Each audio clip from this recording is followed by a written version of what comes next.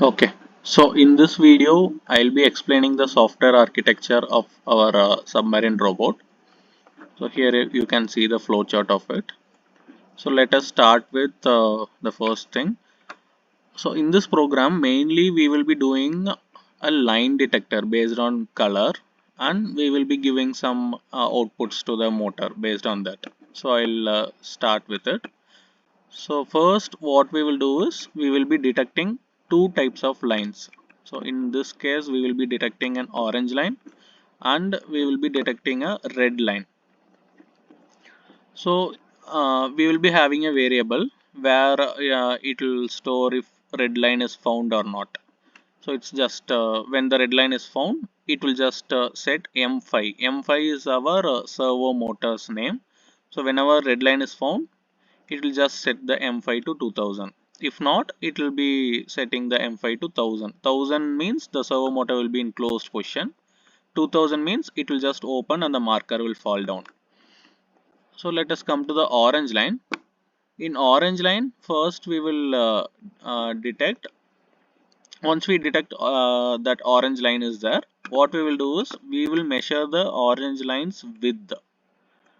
This is to know the altitude. So altitude correction we are doing based on the line's width.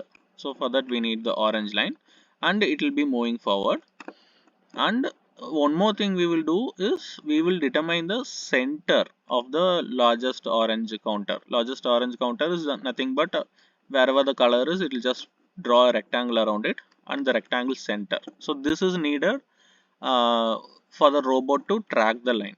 If not, it will just drift away and move outside the line. So these two things we will be doing based on orange line.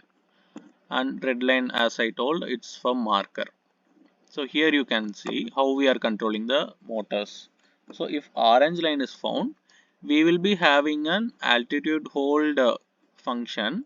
In that, what it will do is we have a decide width. In our case, decide width is 70 pixels for 1 meter height. So that is calculated based on the camera's field of view and resolution. And based on that, we have a decide width. Here we have the actual width of the line, and if you subtract both, we will get the width error, and that width error into some gain, which is a proportional gain, we will be feeding to motors 3 and 4, which is used for controlling the altitude. So apart from that, we will be doing something else. Here, if you see, we have determined the center of the largest orange counter. So that we will have, and we will have our frame center.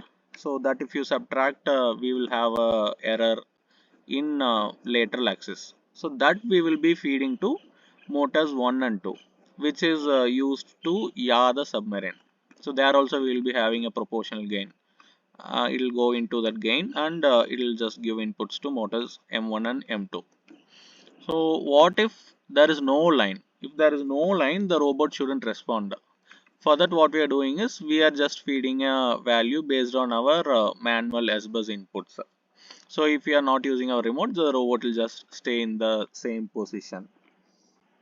So for detecting orange line and red line, we are using a HSV based algorithm. I'll explain.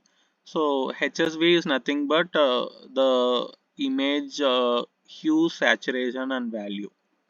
So based on that, you might ask why we are using HSV instead of RGB. RGB is a standard thing, right?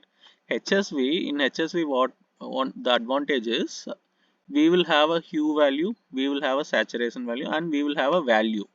So that value, what it does is, for example, I'll tell you, we have a orange color, we have tuned the color based on RGB, and our environment changes after some time. Our environmental lighting has either increased or decreased.